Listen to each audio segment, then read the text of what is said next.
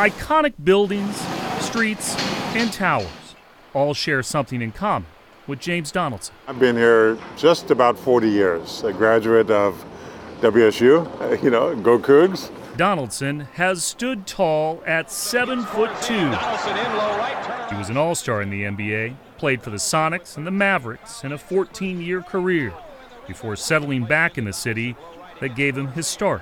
As a small business owner myself, and building up a small chain of physical therapy clinics. But the ball took a different bounce in 2015. One day I'm not feeling so good, and I remember seeing the reception desk as I walked in, and everything went black. I had emergency, on-the-spot open heart surgery that lasted 11 and a half hours for an aortic dissection. Financially, I went upside down. Gone was his savings, his family, his business. He almost lost his house, too. And his broad smile seemed to fade as well.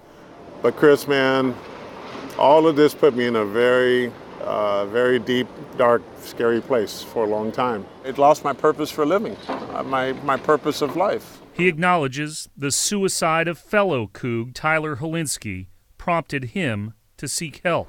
That resonated with me in such a way because, one, that's my alma mater.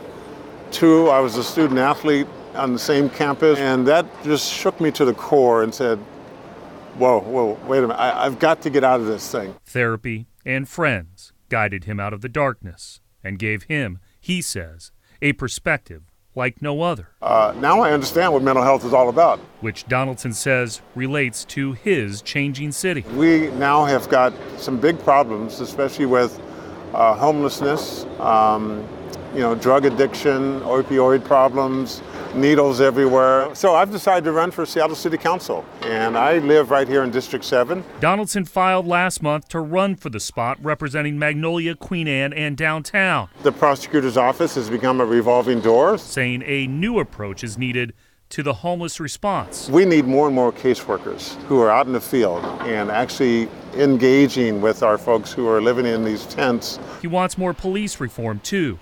Donaldson believes his everyman message can connect with voters, which, for the former ball player, would be the ultimate rebound in Seattle. There is finally light now at the end of the tunnel. Chris Daniels, King 5 News.